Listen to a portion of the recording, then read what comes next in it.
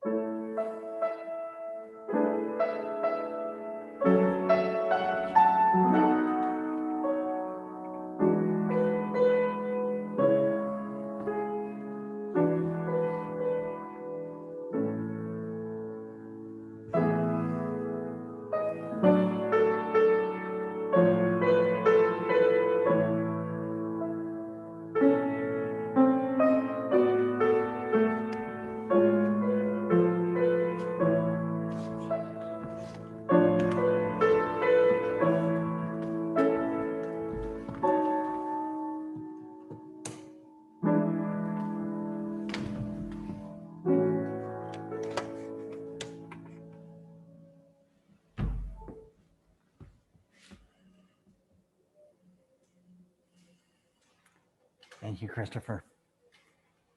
A call to worship, the words of David Pohl from our hymn book. We come to this time and this place to rediscover the wondrous gift of free religious community, to renew our faith in the holiness, goodness, and beauty of life, to reaffirm the way of the open mind and full heart, to rekindle the flame of memory and hope, and to reclaim the vision of an earth made fair with all her people one. We have once again gathered, and it is good.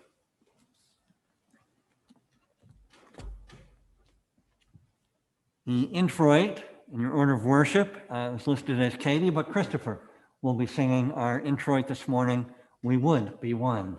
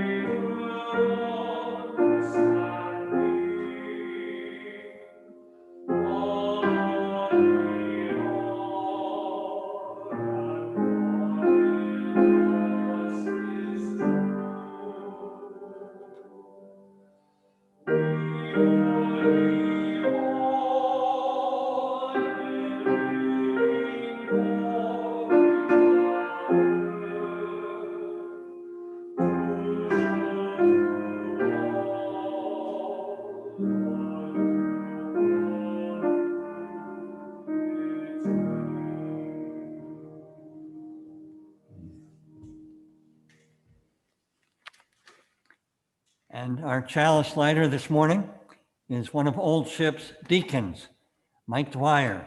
Mike, thank you for agreeing to light the chalice this morning. Thank you, Ken.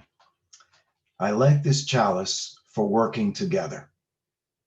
I think of all the times I've been beside many of you to do committee work, write grants, work Merry Market for kitchen and grounds cleanup, and on and on. And then I think about the many more activities that I wasn't part of when a lot of you united to help our church or those outside of it. And that leads me to conclude that we can do whatever lies ahead of us together. Set in this time of pandemic, divisiveness, and uncertainty, we face tough challenges and decisions. And while these days we may not be able to be in the same place, we can still work closely together. Thank you. Thank you, Mike. And with those words, I will indeed light the flaming chalice of our faith.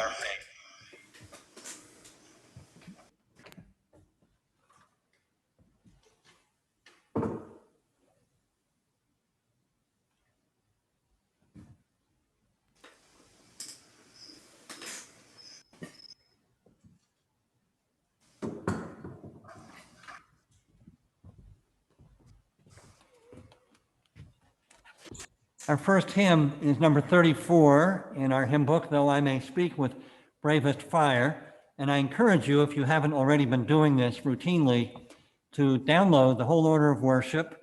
Each Saturday morning, it is sent to our email list. You can download it, and it includes the full text and music for each of our hymns. And some of you may actually have hymn books in your homes with you. Though I May Speak with Bravest Fire, and we will be led this morning by our wonderful bass soloist, Rich Jensen.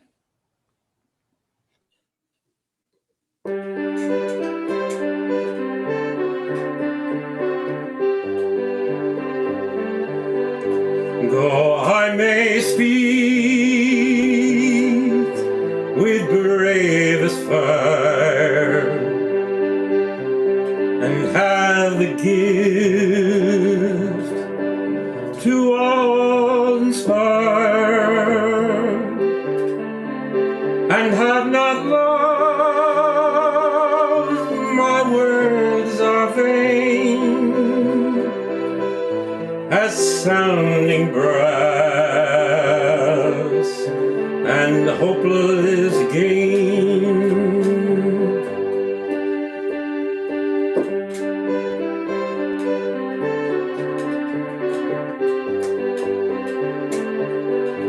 Though I may give all I possess and striving so my love profess, but not be given by love within, the prophet soon turns strangely thin.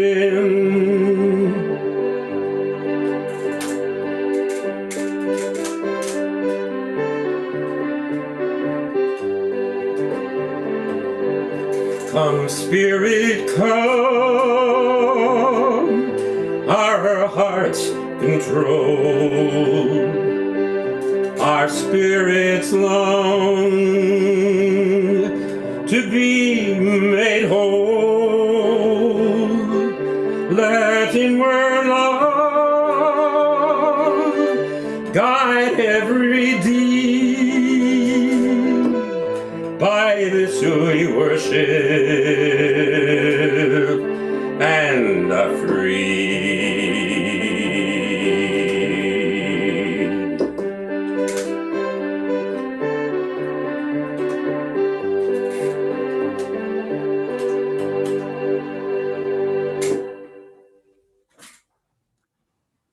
Thank you, Rich, and thank you all who are singing along, singing with Rich at home.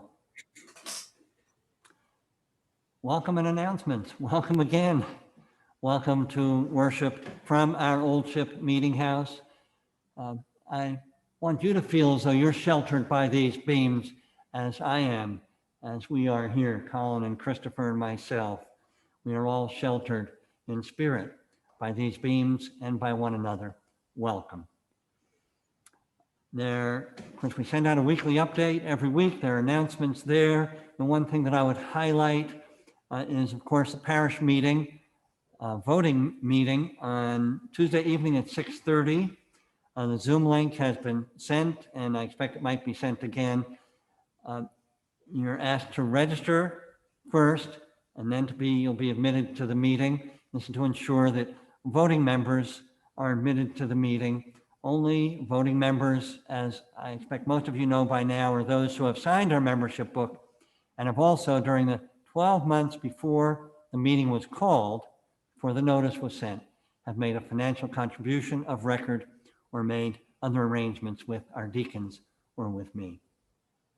I hope I'll see many of you or most of you on Tuesday evening as well. Here end the announcements.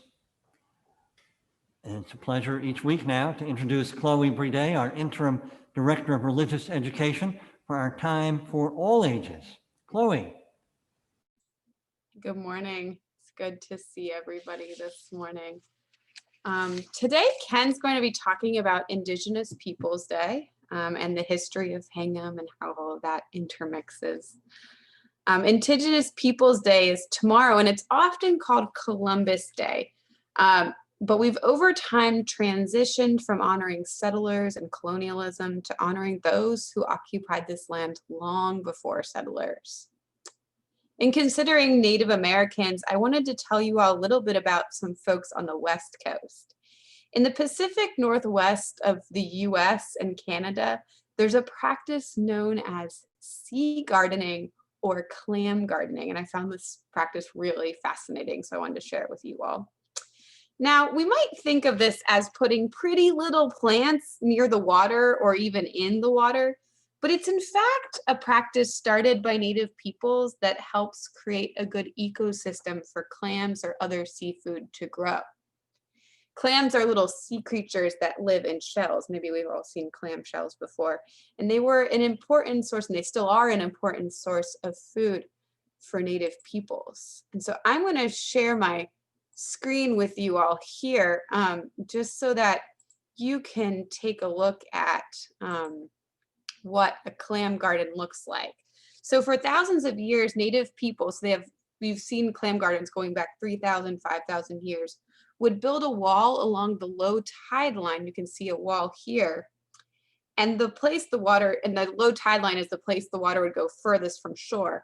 And basically, they'd take some boulders or big rocks and place them along that lowest place. And this would help with keeping the food and the nutrients. Here's another photo of it. The food and good nutrients in that area so that clams could grow instead of all the good stuff being washed back out to sea. So the good food would stay within this garden area, and then that's where all the clams would grow. And even today, researchers tell us that this was a really, really great practice, and that they encourage us to keep doing it today. And so you can see this big wide place here is that clam garden. So now what I wanted to share with you is a story about what they call a sea garden or clam garden, because you can have many, many different types of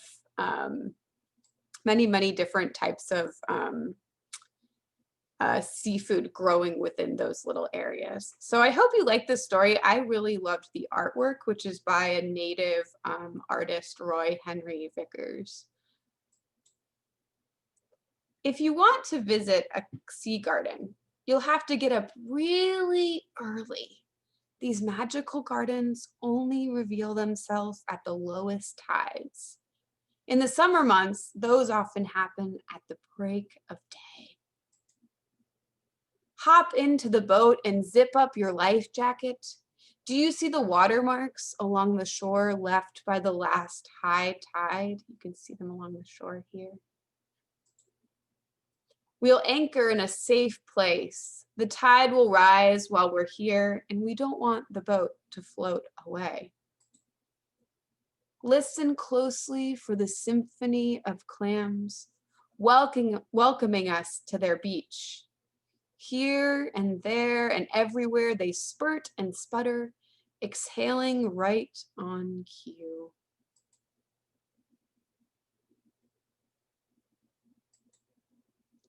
Step carefully so you don't slip on the rocks. Many of them are covered with barnacles, little creatures that live inside sharp shells. Go to the edge of the water to look at the reef up close. For thousands of years, the first people have constructed these architectural wonders. Some reefs have been built all at once. Others have developed over time as people cleared boulders while digging for clams. But both do their job, creating a healthy habitat for sea life. If you perch near the top of the wall, you can see creatures on both sides. Whelks and sea cucumbers, fish fry and kelp, sea stars and bat stars, hermit crabs and rock crabs, citrons, barnacles, and octopuses all make their home on this beach. Look at the squirting holes that announce clams live here. Butter clams, little necks, cockles thrive just beneath the beach under our feet. The warm, food-filled waters inside the wall are just right for growing healthy clams. Imagine the generations of first peoples who have maintained this wall in order to feed their families. They have come here to build and care for the sea garden, harvest and eat clams, and share stories and knowledge about this special place. Don't forget to dig for clams. You can use a U-stick, fork, or shovel to collect these tasty mollusks. We can steam some to eat now, or stir them up to smoke, or string them up to smoke for later. We'll need to tend our garden before we leave. Can you help me roll the stray boulder down to the wall? I'll break up the empty clam shells, and we can gently rake them into the beach. Then we can clear away driftwood and seaweed. All of these things will give new clams room to grow. You'll be surprised how quickly the tides change, submerging the reef again. We can no longer see it, but the wall is still at work, creating a habitat for all these creatures. If you want to visit a sea garden, you'll have to get up really early, but it will be worth it. Thank you all. Well, thank you, Chloe. Thank you very much. I'll be talking, as Chloe said, later on about Indigenous Peoples Day with my title, On the Land of Others. And I think when we think of the land, we ought not just to think of the land, important though that is, but of all the wisdom that has accrued to people who've lived on the land for a long, long time. And that was a piece of it that we heard about. Thank you again, Chloe. It's time now to share joys, sorrows, and concerns. Just one came to me during this week. I'm sure others have joy and sorrow in their hearts. I spoke with Mary Sophis this week. Mary and her husband, Ernie, moved to Watertown a number of years ago, as many of you know. And Ernie is having a particularly difficult time right now. He's been in the hospital, Mount Auburn Hospital, for about 10 days. Mary is having a hard time. So I asked her if it would be all right if I lit a candle for the two of them during this time. And I know they'd appreciate, those of you who know them, a call or a note. So we light a candle. I will light a candle for Mary and Ernie Sophis. All the candles will also burn for joys and sorrows unspoken here this morning. As I light the candles, if anyone wishes to type a joy or a sorrow into the chat, please feel free to do that, and we will hold you and your concern or joy or sorrow in our hearts as well.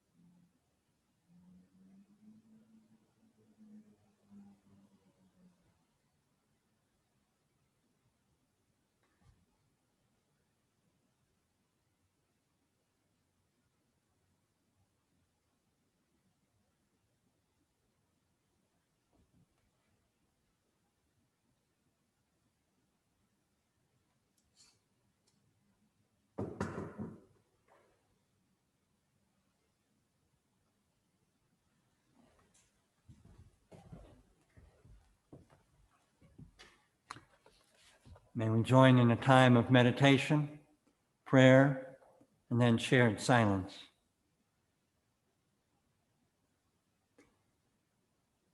To begin, how about just breathing for a few minutes? Just breathing. In, out, easily, peacefully, settling with each breath, settling into an easy rhythm. Just breathing into these moments, into this moment. When thoughts or worries come, as they will, invite them to go, to be on their way, move on out, at least for now, with each breath out, move on out. Making room simply for presence. Making room for prayers. Prayers for any of our dear ones and friends in the midst of trial or illness or grief, economic hardship. Prayers for the health and well-being of those we know and love. Prayers for the health and well-being of our beloved Old Ship congregation. Prayers for the health and well-being of our nation, of our democracy. Prayers, yearnings of the heart to the God of our hearts, yearnings for peace, for justice, for the health and well-being of all beings. As we enter a time of renewing, contemplative, and prayerful silence.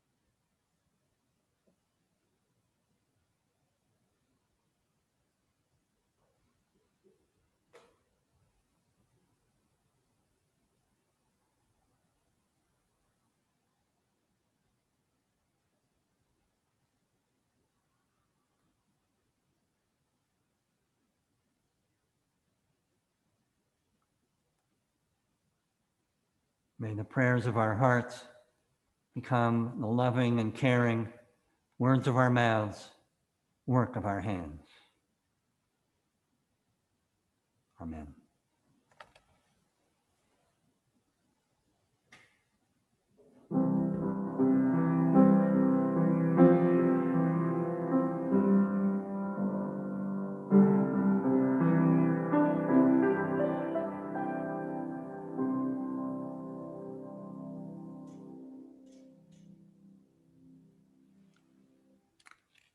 Our anthem this morning will be offered by our tenor soloist, Chris Marr.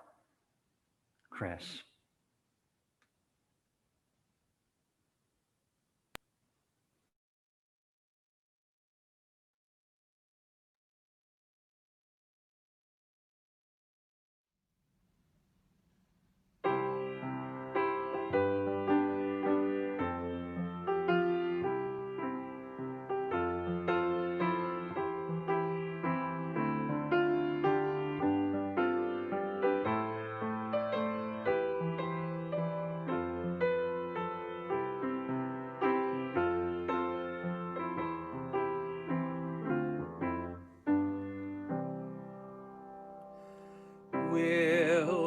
a land where we bind up the broken.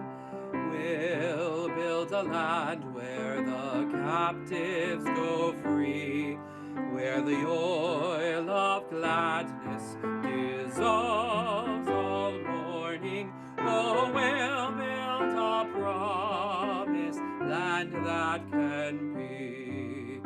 Come, build a land where sisters and brothers, anointed by God, may then create peace, where justice shall roll down like waters, and peace like an ever-flowing stream.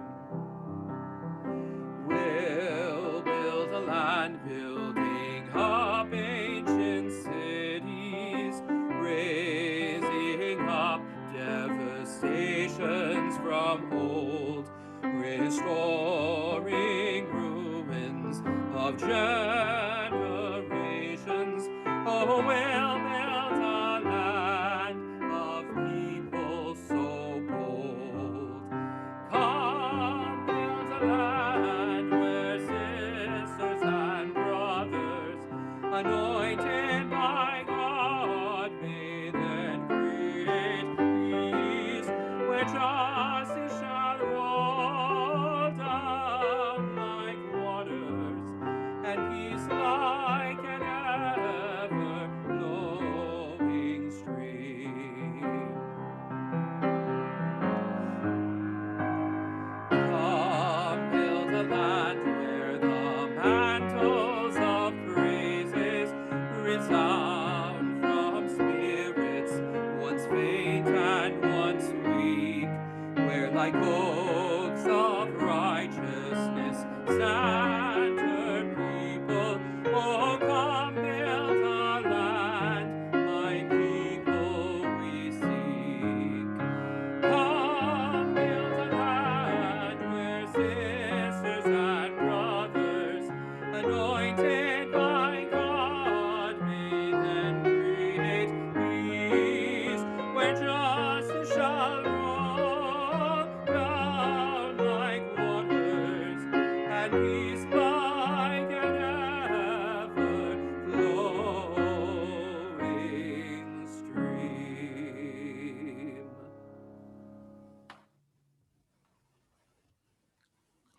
Beautiful. Beautiful. With thanks to Chris and Christopher. Beautiful. We have two readings this morning. The first will be shared by Louise Smith. Louise, thanks very much for being one of our readers this morning. From a 1978 talk by Philip Deere, a Muskogee Creek elder. Only the Indian people are the original people of America.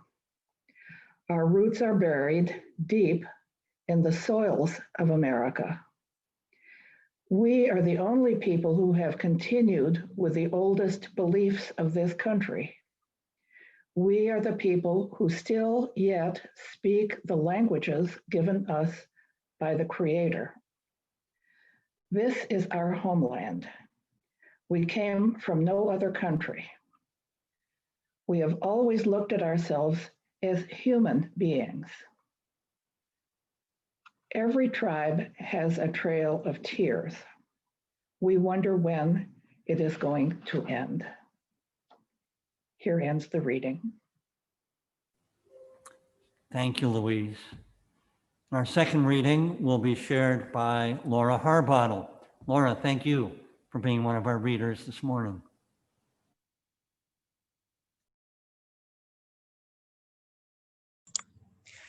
The second reading is from Conflict Resolution for Holy Beings by Joy Harjo, the current U.S. Poet Laureate and a member of the Muskogee Creek Nation.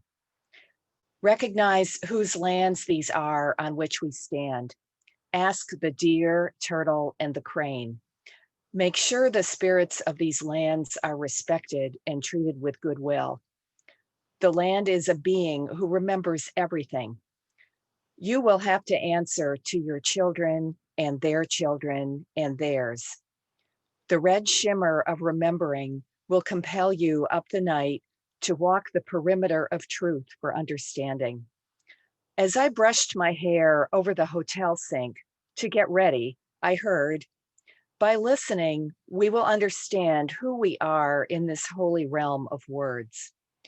Do not parade pleased with yourself. You must speak in the language of justice. Here ends the second reading. Thank you, Laura. Thank you again, Louise. Come to our time of sharing our gifts in order to share in the work of supporting the ministries of our congregation. As you know, we can't pass the plate here in the meeting house, but we can invite you to go to our Old Ship homepage and click the right button to make a contribution. And of course, a check can always be sent to our office. We are deeply appreciative of all of you who help to support the many ministries and outreach of our congregation. Many thanks. Our offertory anthem will be shared again by Christopher. Christopher.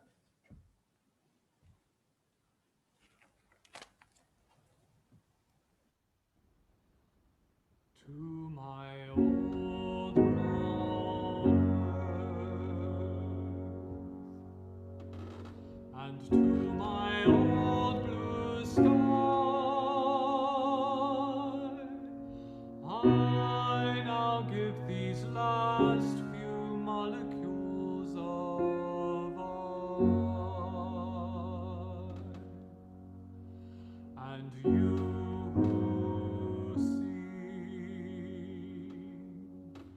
and you who stand nearby, I do charge you not to cry. God well our human chain, watch well you keep it strong, as long as sun will shine.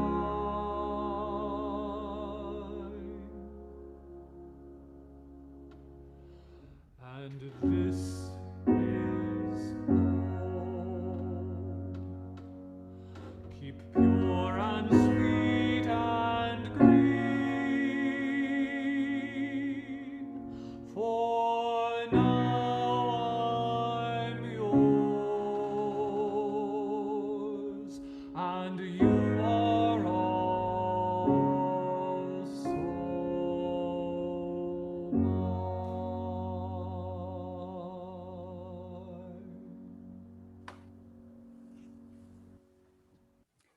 Thank you, Christopher. My old brown earth, Pete Seeger, he wrote that many decades ago.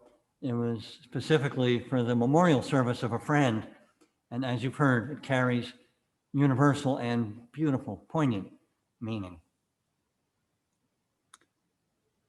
So, on the land of others is my theme, keeping in mind that our relationship with the land is not merely transactional, what can we get from it, planting and harvesting, building and so on, but is deeply spiritual as well, or ought to be deeply spiritual. People who lived here before European settlement surely knew that. All traditional cultures know that. Said Philip Deere, as we heard, only the Indian people are the original people of America. Our roots are buried deep in the soils of America. And said Joy Harjo, as we heard, recognize whose land these are on which we stand. Yet too often we learn our American history in school and otherwise as if this land from sea to shining sea was discovered by Europeans, and was largely vacant when they arrived, was a wilderness. As the Sioux writer Vine Deloria Jr. wrote, Americans in some manner will cling to the traditional idea that they suddenly came upon a vacant land on which they created the world's most affluent society. Of course, the land was hardly vacant. Some estimates put the number of indigenous peoples who lived on these continents, North and South, what we call America, to be about 100 million before the arrival of Columbus. As historian Roxanne Dunbar Ortiz, who is herself part Cherokee, tells us in her book, The Indigenous History of the United States, said the landscape here in North America, quote, was not a virgin wilderness, but a network of indigenous nations woven together by a web of paths and roads and trading routes. Even just imagining that, it's a beautiful thought of how this land was. In short, those of us of European descent are living on the land of others. Oh, but we've been here for 400 years. So what does it matter? Well, of course, those who were here before and first have been here much longer, millennia. As we heard from the Muskogee Creek elder Philip Deere, this is our homeland. We came from no other country. So to make this quite local, when the first English settlers from Hingham, England arrived here to the new Hingham, if you will, there were, of course, already people living here, though many fewer than had been even 15, 20 years earlier, the populations having been already decimated by disease brought by earlier settlers. In any case, apparently mutual relations between the two, the settlers and the indigenous peoples here in Hingham, for the first years, even decades, were reasonably amicable.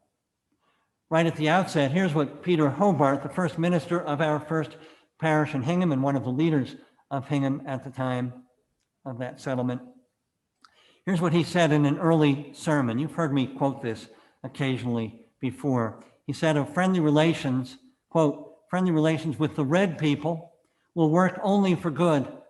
And under their tutelage, you will harvest crops and gather the abundance of the sea and from amongst the denizens of the forest.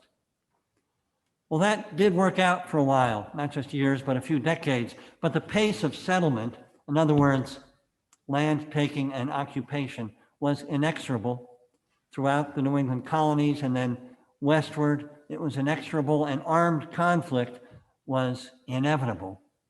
Armed conflict, indeed, in one place or another across the continent, went on for 200 years. 200 years, think of it.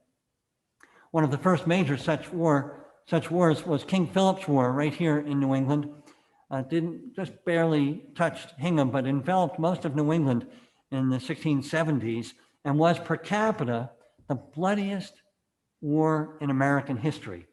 Losses on both sides, so to speak, native and English settlers, the bloodiest war in American history.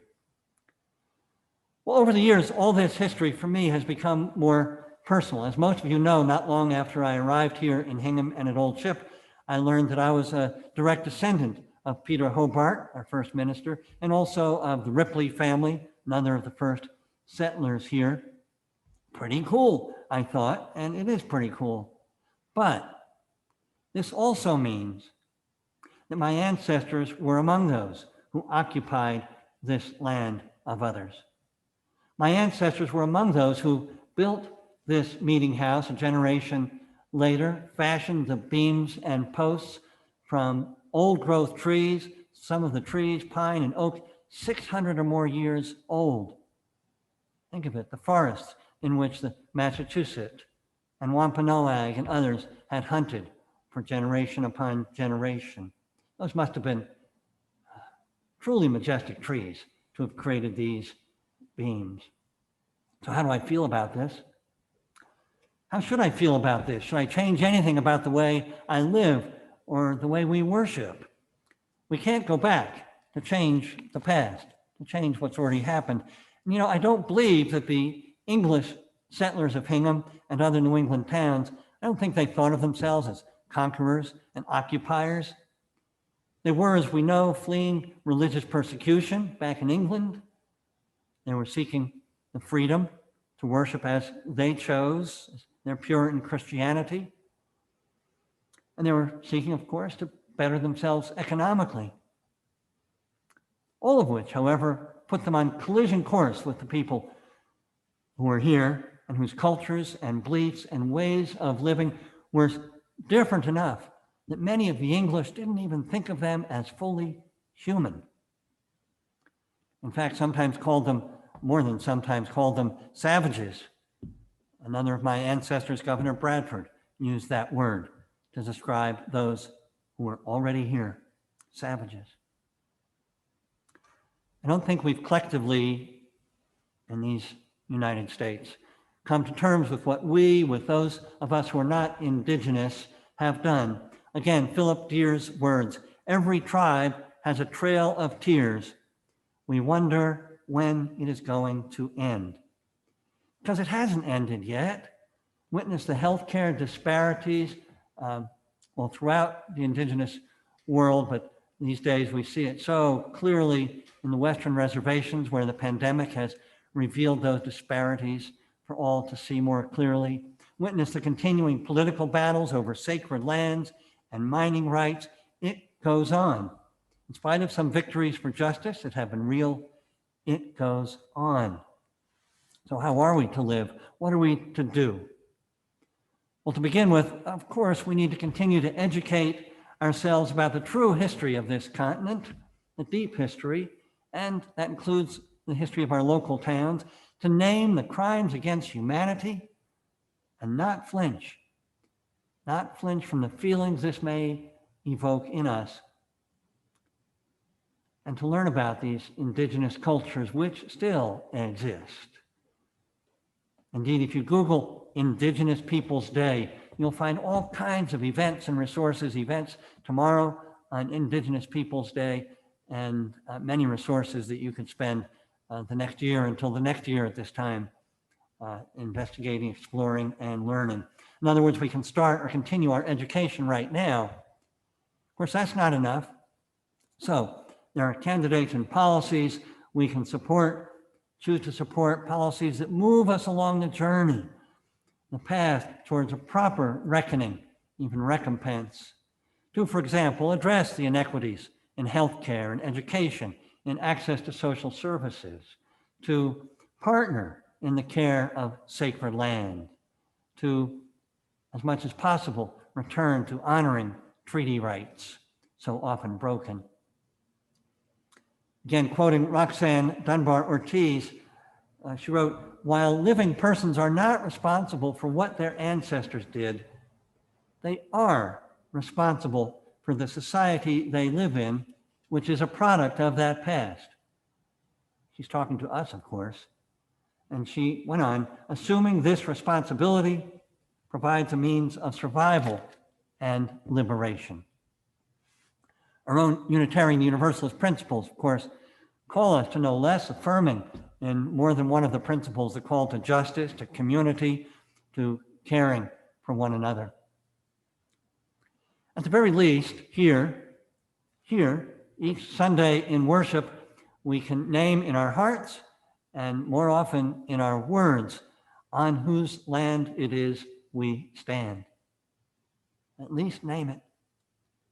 I frequently refer to this house, as you've heard me say, as our ancient meeting house. Well, by the way, we often these days measure what's ancient and what's not, and it's old, but not nearly as old as the trees, which were cut down and milled to make it, and not nearly as old as not nearly as long as the number of years have this meeting house been here, as the peoples have been here who were here first. So to put some of this another way, let's have some perspective as to who and where we are. Let's have some humility. And let's not turn away from more fully knowing the deep history of this place, of our town, of our nation, the continent, known by many as a continent, known by many of the indigenous nations as Turtle Island. So today, the day before Indigenous Peoples Day, would be as good as any to commit or recommit to this journey of knowing, of truth-telling, of justice-making. It's a good journey to be on. Not always easy, but a good journey to be on. And also to remember, in the spirit of those who've been here for millennia, that all of us are but stewards and caretakers of the lands on which we stand and live, as well, of course, as our shared earth home, a deeply spiritual dimension of our lives. So may it be this day, this weekend, and always. So may it be. And we'll extinguish these flames, but not the love, the care, the mutual concern that we have for one another with which they were lit. And I will extinguish the flame of our flaming chalice representing our faith, our Unitarian Universalist faith and values of justice, peace, care, compassion, and truth. All these go with us as we hold them in our hearts.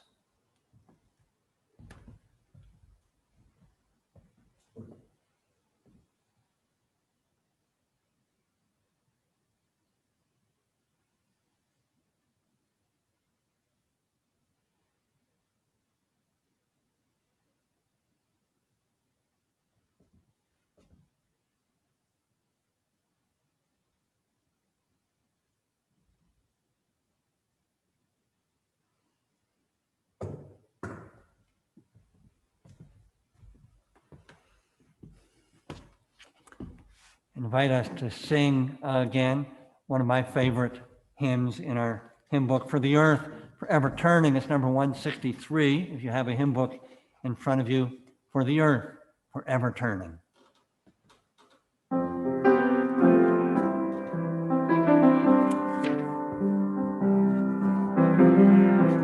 For the earth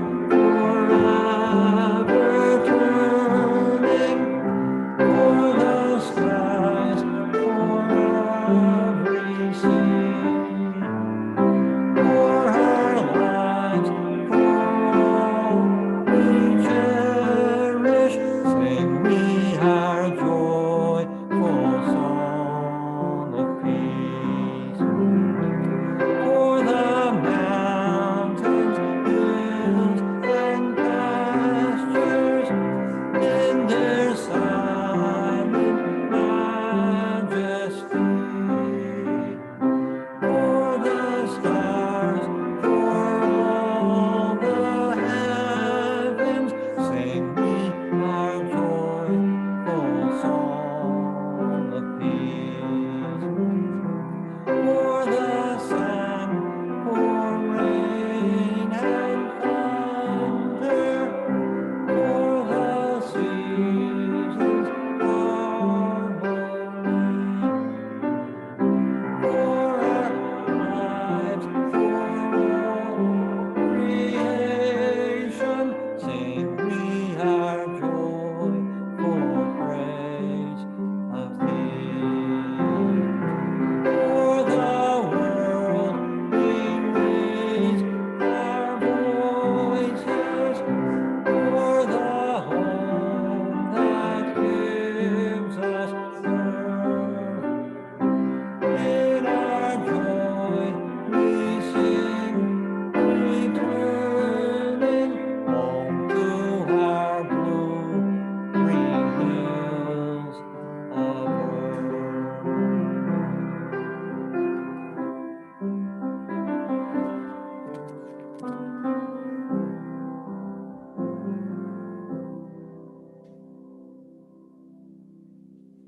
May we bring the joy of our returning to standing on the land of others, standing on this dear earth. May we take that joy and the praise for all the gifts of our lives and turn it to the work of our hands, this day and always. So may it be. Blessed be. Amen. Our choral benediction will be shared by Heather Nolasco, our soprano soloist, singing Be Ours a Religion, words by the 19th century great abolitionist preacher and activist Theodore Parker. Heather.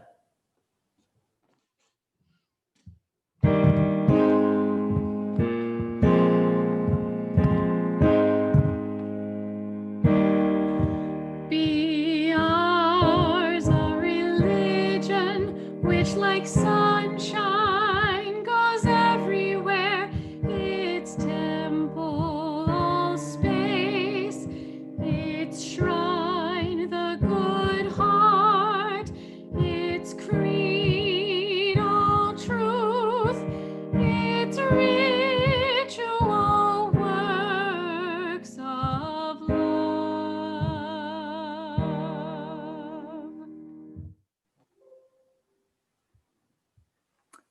Thank you, Heather. Thank you. Christopher, Woyaya, we are going. Our postlude.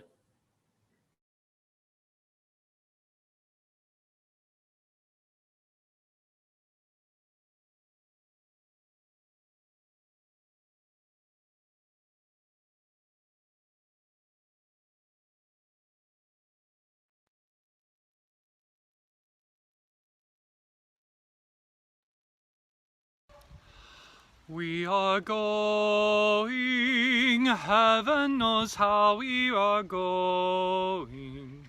We know within, and we'll get there. Heaven knows how we will get there, but we know we will. It will be hard, we know, and the road will be muddy and rough, but we'll get there. Heaven knows how we will get there, but we know we will.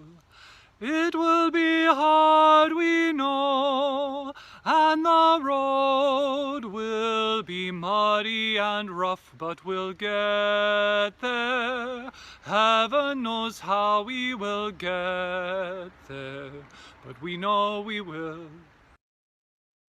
Christopher has already led us partway out the meeting house. Be well, everybody. Be safe.